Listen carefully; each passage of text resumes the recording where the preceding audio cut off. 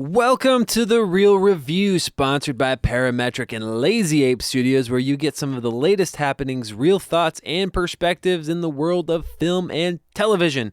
And today is our Tube Talk episode, and this is where we talk about the latest TV shows going on, we review them, and talk about some upcoming new shows as well. Yes, and with me, I have Mr. Joel Cunningham. Glad to be here, Matt. How are you doing? I'm good. I'm glad to be here, too.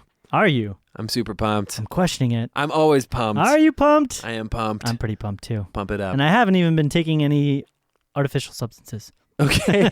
You've been drinking a lot of LaCroix, though. I have. I've fallen in love with LaCroix. LaCroix. How do they pronounce it? Is it LaCroix? No, LaCroix? I think you're LaCroix. I think it's LaCroix. It's French or something I like that. to call it LaCroix. I have a problem. I think I'm addicted to the LaCroix. Really? Which, yeah, this broadcast brought to you by LaCroix. I wish. No, I discovered them like a bunch of months ago when I was on a set shooting something. And one of the PAs, crafty PAs, bought them, and I had one, and I just loved it. Well, if there is a marketing person over at LaCroix listening, we would be more than happy to, with a small fee, to promote LaCroix every week. Sounds good to me, man. Yeah. So why don't we mention also the contest we've got going on? Yeah. So we do have that going on still, right? Yes, we do have a contest. It goes to the end of March, and this is your opportunity to win a $50 gift card to AMC Theaters. Wow. You can benefit from Joel's mistake, everybody. Yeah. And I think we talked about it last time. Did we talk about it last time? We talked about it. I think we'll talk about it more next time. We'll talk about it more next time. Yeah. Anyway, Joel mistakenly bought a gift card to AMC Theaters. That's the best way of putting it. Yes. Makes me seem like the most stupid as possible. And so, through that mistake, you have the opportunity to win it. And this is how you can win this gift card. What you need to do is on the social medias, whether it be Facebook, Twitter, Instagram, what you need to do is find in this instance, you can find a movie that you're most anticipating to come out later this year, or maybe an upcoming TV show. Shows? Yeah. Yeah, okay, an upcoming TV show that you're really looking forward to starting. Yeah, they just announced Game of Thrones release date, July 19th. Yeah. Right. So find an image, something that's appropriate. Find an image. Yeah, nothing inappropriate. Right. Upload it and then tag at Real Review Media. That helps us track it so we can enter you into the contest. But yeah, find a picture of your most anticipated show or movie, upload it, tag us, and that will get you entered into this awesome contest to win this $50 gift card. Amazing. For AMC Theaters. Yeah, it's going to be awesome. One person. Yeah, you can take one person. Yourself. And you can buy half a bag of popcorn. Yeah.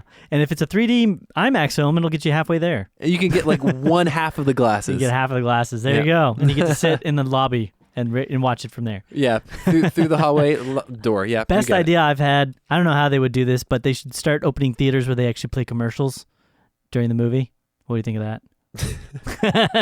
Just halfway through the movie, just stop for commercial break, and then it's free though. The ticket price goes down. Probably why you don't work for the movie theaters.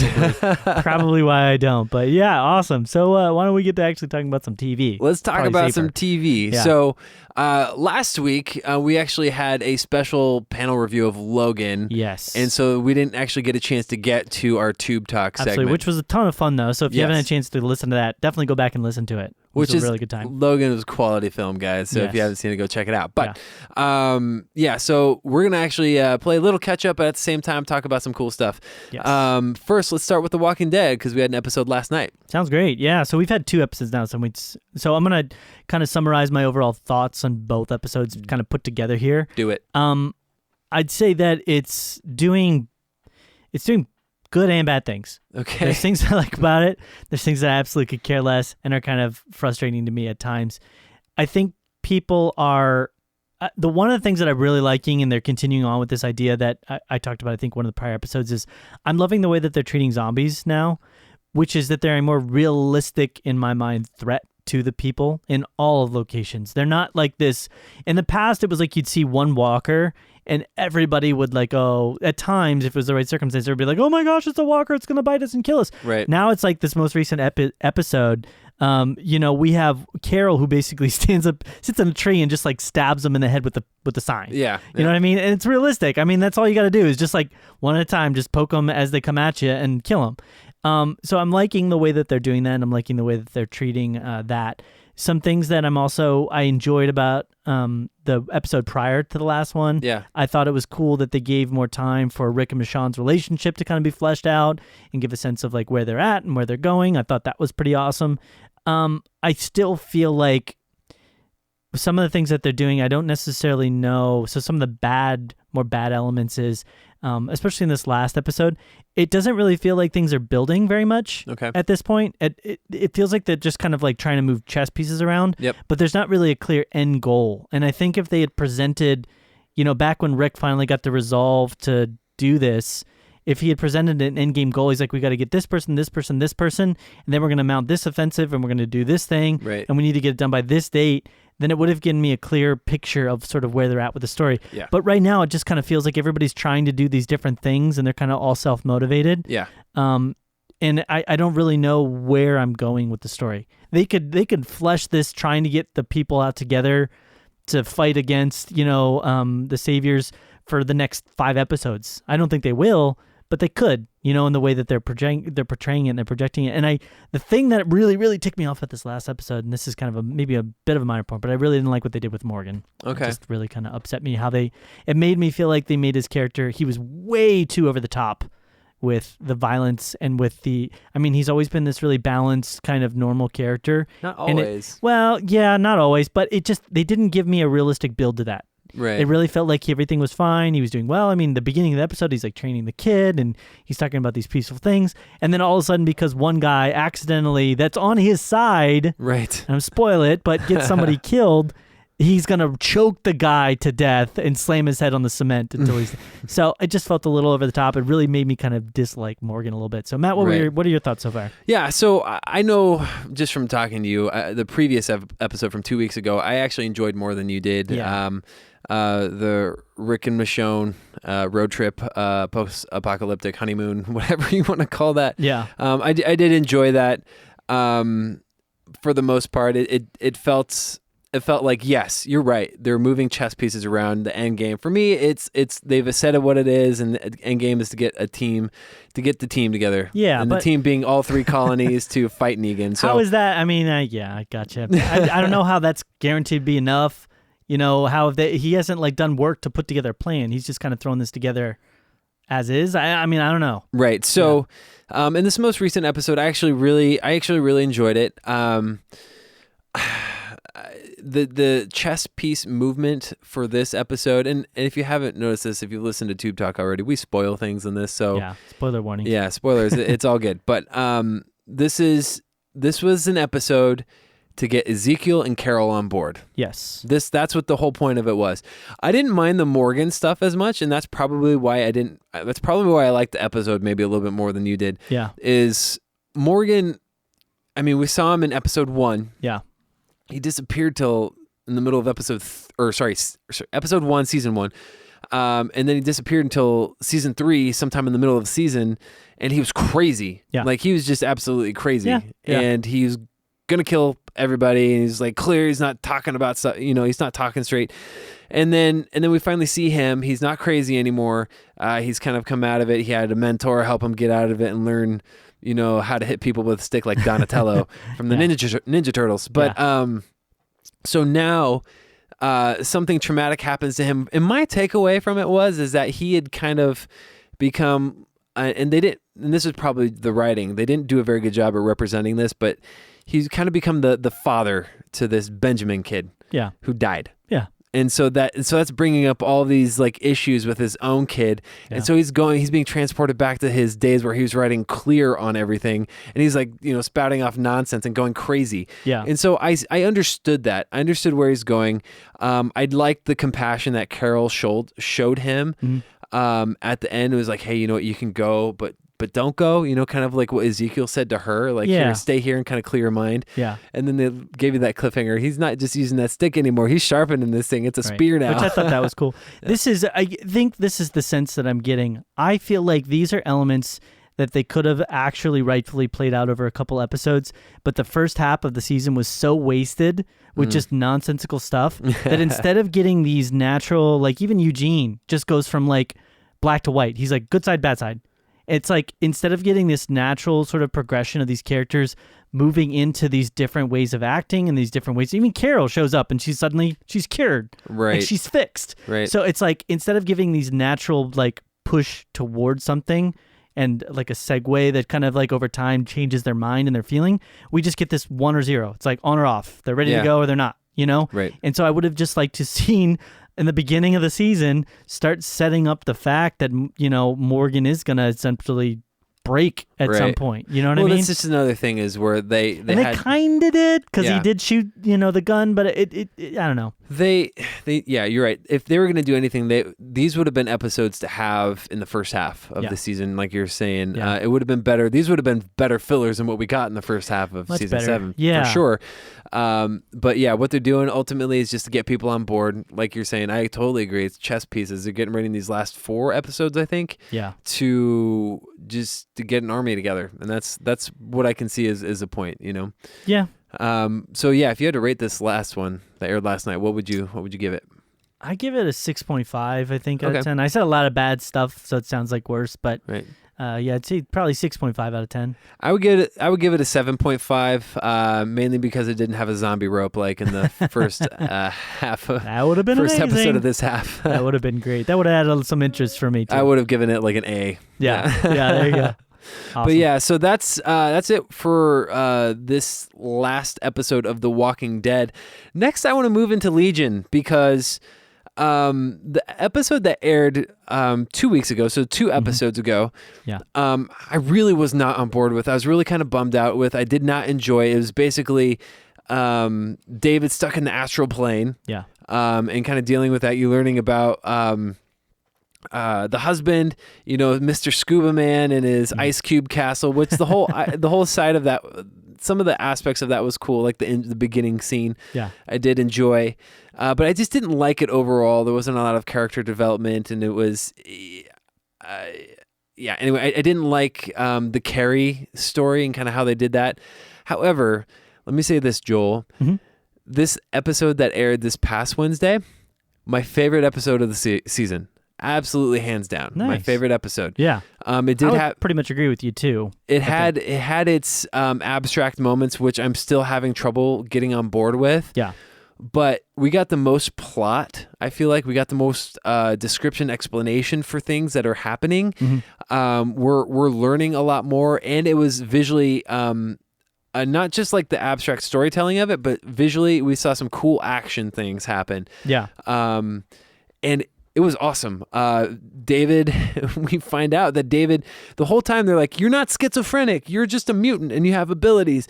Today, in this episode from this last week, we find out, well, yeah, he's got these abilities, but he actually is kind of schizophrenic because he's being hijacked by the guy, the fat dude. Yeah, this uber creepy. Right. There were some crazy horror elements in this one too that I was like, ugh. Yeah, he freaked me out. I mean, you've seen definitely seen glimpses of him popping up in scary ways.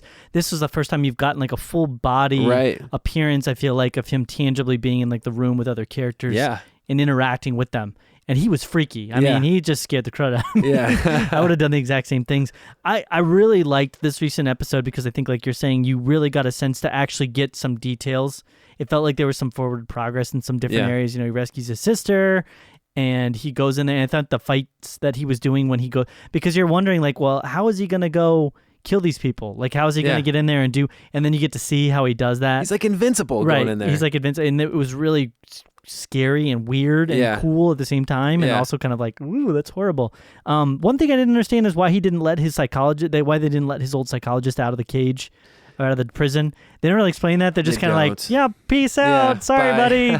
Your life sucks for you. Yeah, it was Sydney that left him behind. He was there with it. So she was there with the other guy. Like, it didn't really make any sense in that exact thing.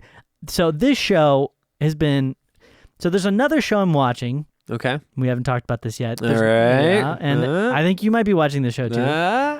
It's a cool show, and it plays with a similar-ish concept for the main character. Okay. Dealing with realities. Yeah. And whether things exist and what they mean, and whether they don't mean what they mean. And it's doing it in a completely different way because although it is strongly styled, there is definitely a sense that everything ties in. Yeah. And they don't lead you down paths or just set something up or show you something that doesn't tie into anything, And this film or show, I should say, it's almost like a long film, but this show very much has been up to this point that type of thing. Right. It's been its own. Some of the episodes, for the most part, have just been very artistic. And I mean, especially with episode 4, you're talking about the ice house thing and the astral plane, which it didn't really make sense why they're going to the astral plane and what is the astral plane and how is it this mutual? I mean, I know what an astral plane is, but how do you reach it? It doesn't really make sense how if you just go into your brain that you can go to this place where he could also encounter somebody else that's kind of there. Right. It didn't really make sense how he sort of got out of it like he kind of did, but... So yeah, they don't really explain that. And very I will well. say this too, because I've been wondering how they were going to make David's and Sydney's relationship go to the physical side of things. Right. And you've been kind of waiting on that because you're like, how are they going to do that? And it was very abrupt. Yeah. I mean, I don't know about you, but I didn't really get a sense of an understanding of how he figured out how to do that. Yeah. As far as like making that relationship work in that way. It was still really cool to see because, I mean, it was definitely like there was a lot of pent-up feeling there that they both wanted to get out. But it was so twisted as well because then you saw little inklings of like, even in this environment that you feel like is going to be so loving and so nurturing and safe for them, there's some really dark parts of the thoughts, man. So, it was like virtual reality. He set up a virtual reality world for them to be together in. Exactly. But at one point, he actually like teleports her there. Yeah. Because when they're running, then she's like, take us to the white world, take us to the white world. And he like teleports them there away from the danger. So I don't really know how that exists right now. Right. But, and then they end us on a doozy of a cliffhanger. Yeah. So at the very end, they're being attacked. Yeah. And they all get teleported into a room where they're back at Clockworks, which is a mental institution. Yeah. But everybody that's on the team is a patient. Yeah. And Aubrey Plaza's character, Lenny, is the doctor. Or Benny. Yeah. Benny Lenny? Benny Lenny. You don't really know. Benny. It's kind of like maybe one or both. Right, exactly. At this point, yeah. And so they're playing with this idea that, is this all in his head? Right. And that could be very, very smart in how they handle it and how it plays out, or it could be extremely frustrating given what we've seen. So we'll have to wait and see. But overall, I really, really like this. The effects of some of the stuff, even the practical stuff they had, like where the guys are like sticking out of the cement, like they sink into the cement. I'm like, that's kind of cool looking, Yeah. So I really enjoyed the episode as a whole. We learned a lot. We actually learned quite a bit in that, like that thing where they communicate via that watch, and then like projected the image of the doctor in the sky, or Carrie in the sky, Yeah. And like there's a lot of exposition there that this series up to this point doesn't really do exposition like that. This episode did it, and my favorite episode of the season. So I'm gonna rate this thing pretty high. I'm gonna give it a 9. Yeah. I really, really liked it. Yeah. Yeah, you must. Yeah.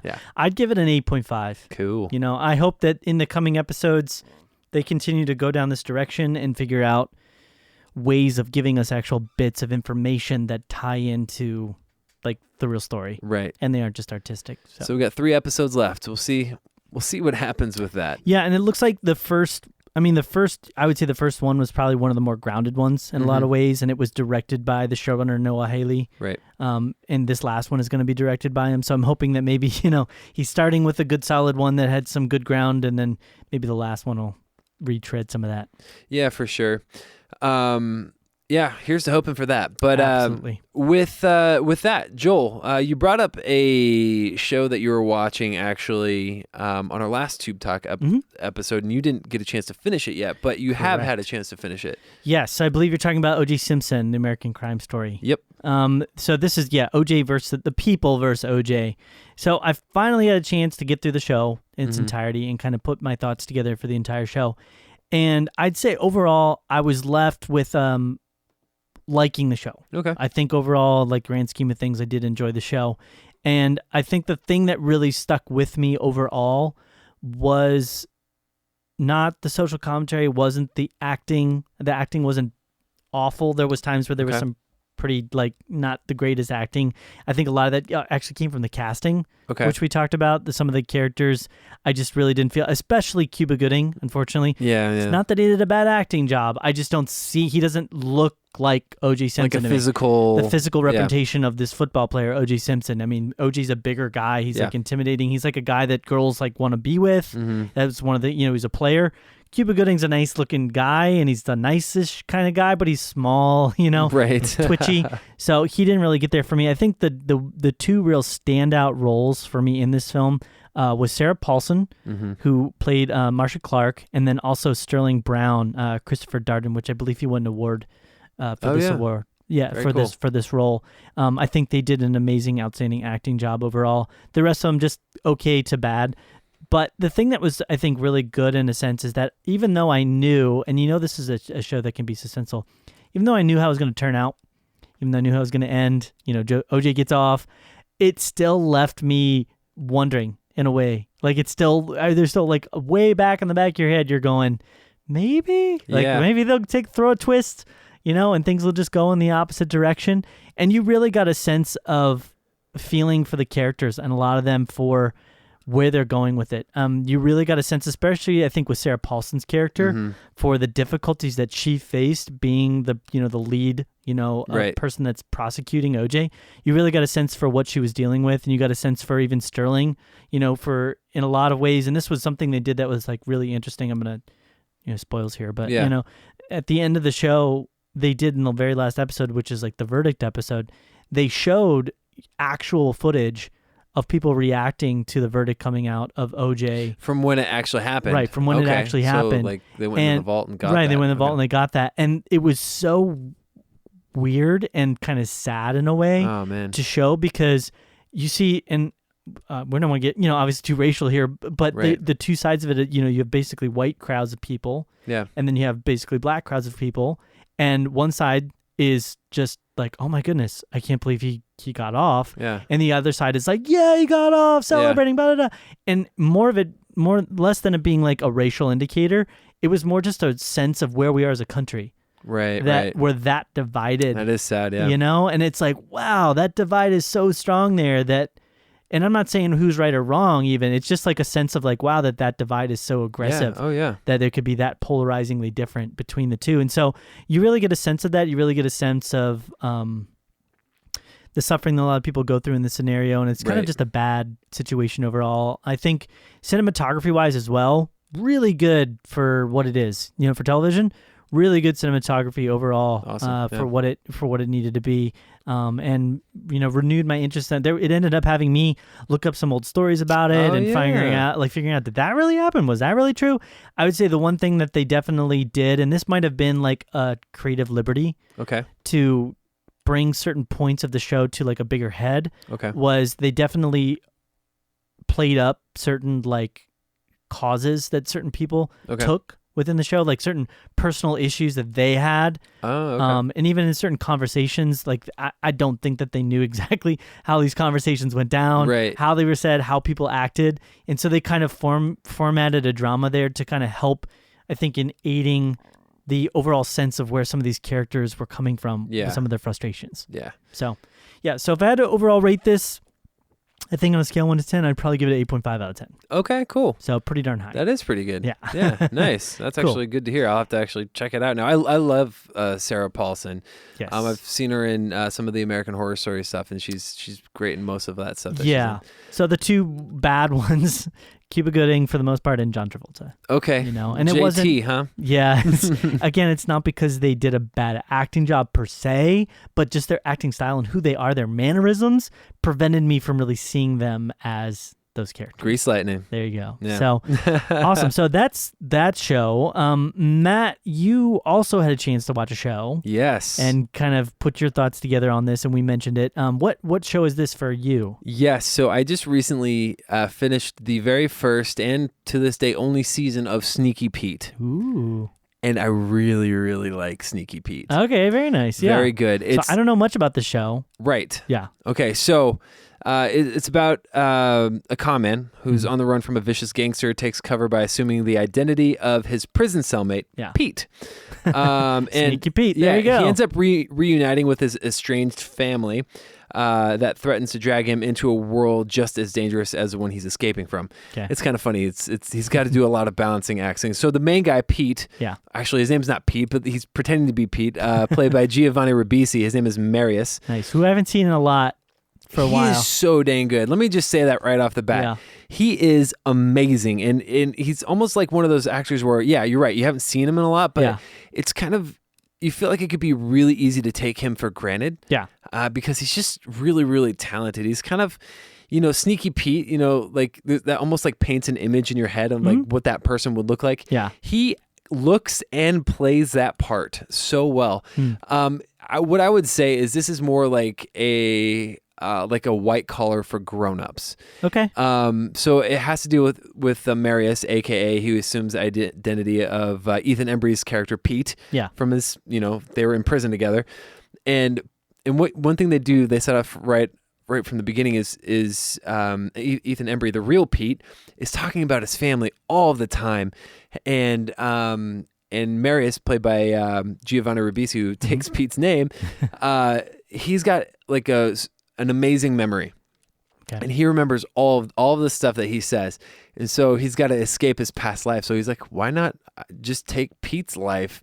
He hasn't seen his family in years. And so he can show up just unannounced and people won't really know because it's been 20 plus years. Nice. So what's great about this is they do a great job of making sure that the faux Pete, or Giovanni Ribisi, is hands down the best con man in the show that you'll see.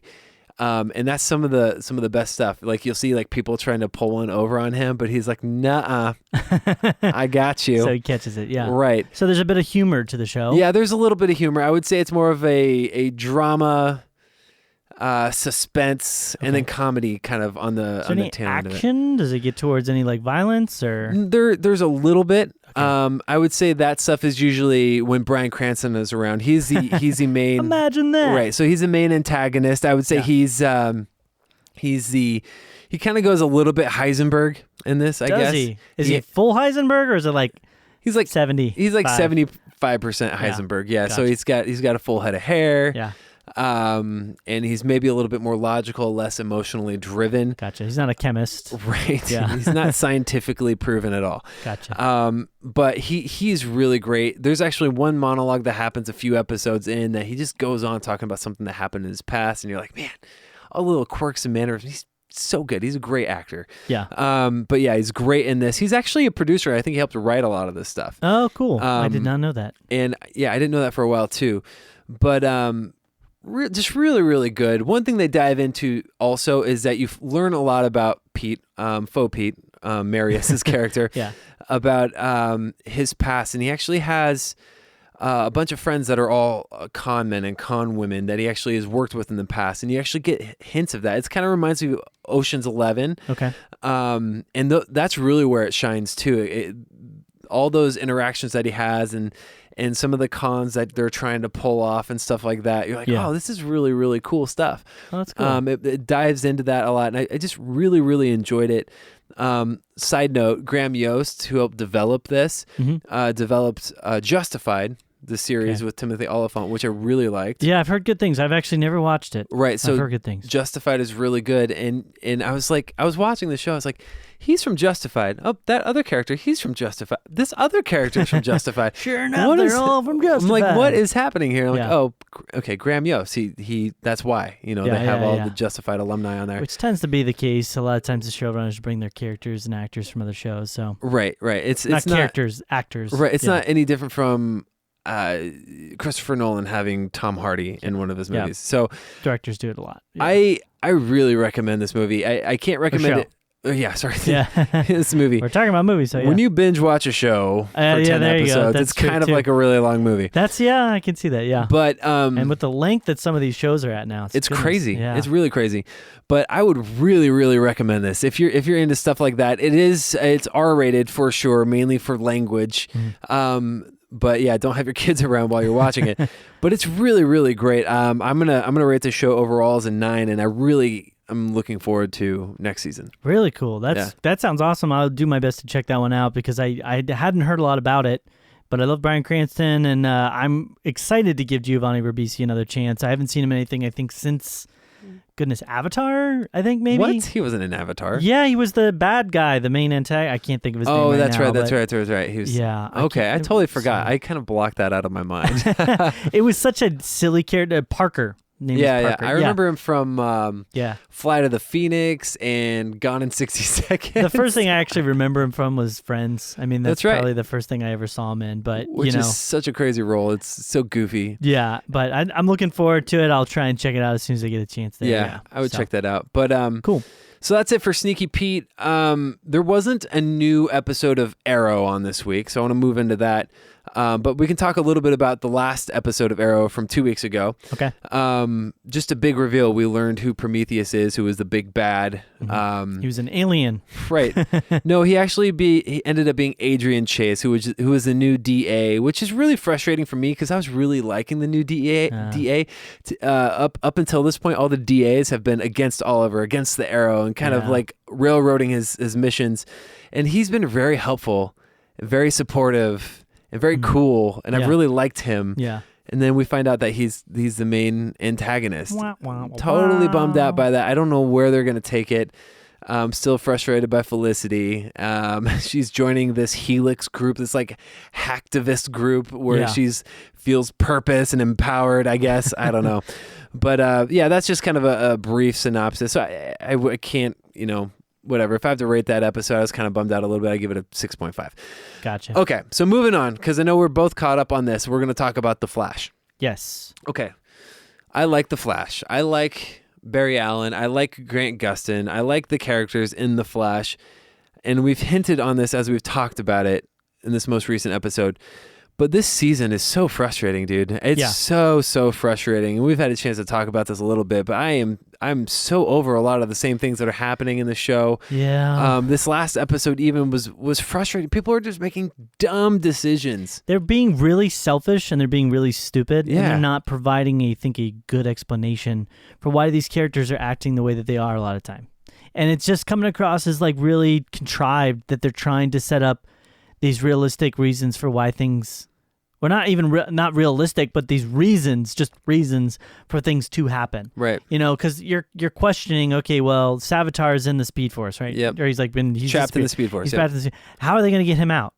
So of course they present this fact that you don't know anything about. That one of the characters, Caitlin, for whatever reason, just decides to save a chunk of the Philosopher's Stone without you ever having seen her do so. I know. And then throws this offhanded comment of, I was thinking I was maybe going to use it to try and get rid of my powers, which hasn't even been a thing for like 4 or 5 episodes. She hasn't even brought it up. You know what I mean? And she doesn't even have the ability to do that, to like figure out how to make the stone work. It's not her thing. She's a biologist. She understands so it just doesn't even make sense to me why people are making this decision.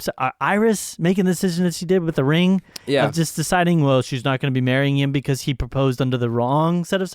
It doesn't make sense because he's proposing to keep her alive so he can be married to her and spend time with her. So it might not be happening under the best circumstances, but it just comes across as being really selfish. And Wally's the one who made that vision. I know. It just comes across as being really selfish that she's like, you didn't propose under the right circumstances, so I'm not gonna marry you.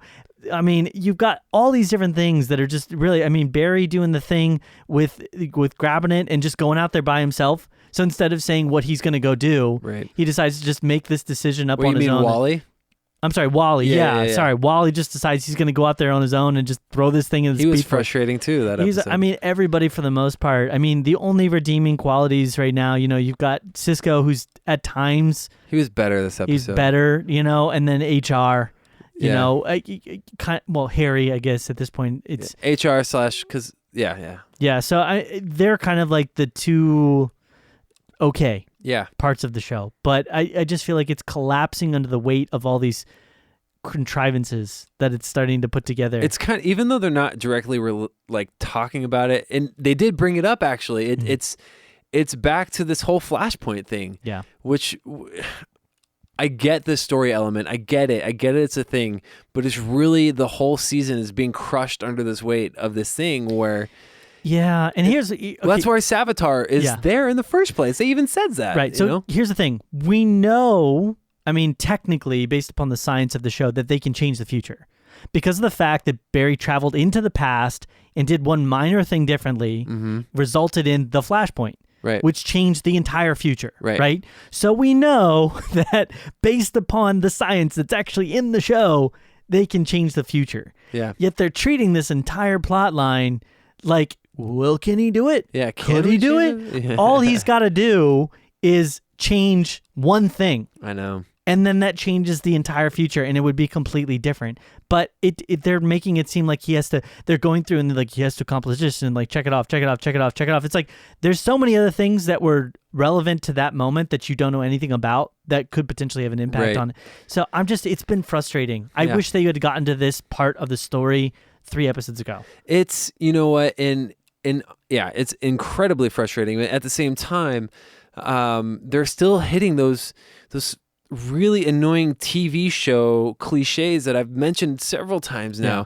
Keeping secrets, not telling anybody, if that's going to do somebody really good. I had good intentions, and they're doing it again because they kept the secret. Someone got hurt. Something happened. Then also the other thing I mentioned to you earlier when we were talking about it is the unnecessary lash out, like from Barry against Wally. Like I get that can happen, but I feel like that happens as now just to create conflict within an episode. Yeah. So there can be conflict. Right. Because he's a nice guy most of the time, you know? So yeah. And he's make him be really rude for some reason. Yeah. It's just annoying, man. It is getting annoying. I think I almost hearken and wish back for the days where they just had, whatever happened to the people that were around that they were trying to capture. Right. Just in the city. The people that had powers. The weekly procedural of the metahuman, capture a new metahuman every week. Right, and then that was a vehicle through the drama. I don't mind them changing things up, and obviously I want them to move the story forward, but the characters aren't arcing. They're not going on this journey. You're not going on it with them. You don't really know what... You get to a point where you start to distrust the characters. Right. And that's kind of where it's getting at for me with a lot of the characters, because I don't know the decisions that they're making don't have a logical reason, and they don't have a logical conclusion, and so you start going, I don't know why you're doing this. Yeah. Why are you doing? You want to just reach on the TV and go slap, slap, slap, slap. It's like, okay, doesn't make any sense. All right, so you saw that you two are going to be at this spot in the middle of the city on this day at this time. Take a trip to Jamaica. You can run halfway across the United States in an hour at most. Like, go to California. Go somewhere else. It's like don't even be in the same state. It's just simple things that are just ridiculous. It's a bummer because this is my fun, lighthearted TV show. Yeah, it should, and that's the thing. I was willing to put up with a lot. These are like minor cracks in the show that you're willing to put up with when you're enjoying the overall ride and kind of where it's going. But they've gotten so serious with everything now that it's creating these giant breaks of like logic and realism. And it's like, if you're going to get dramatic and serious, then you can't be unrealistic about the drama and the reason for the drama. So that's pretty much it. Where would you rate things with this last episode at least? I gotta get a 5. I was so frustrated. Yeah, I'd probably put it around a 5 as well. Okay. Yeah. Anyways, so that is it for The Flash. Hopefully this next week, or actually coming up in a couple days here, we should have something new. Hopefully they kind of right this ship a little bit. But that is it for our episode of Tube Talk. It's been a pleasure hanging out with you guys. And as usual, find us at our website, realreviewmedia.com. Sign up for our newsletter. Find all of our social medias on facebook.com/realreviewmedia, Instagram at realreviewmedia. Same thing with Twitter. But also remember to sign up for the contest. Get signed up for the contest. Upload a photo of your most anticipated movie or TV show. tag us in it. Make sure you tag us, because At Real Review that's Media. if you just upload a photo and you don't tag, then you're just How do we know? You're just uploading a photo. How do we know? Yeah. So make sure to tag us in it. We're not everywhere. Got to Matt. get that $50 AMC gift card. So tag us. But that's it. Anything else you want to add, Joel? That's all. Awesome. Well, it's been real. It's been real.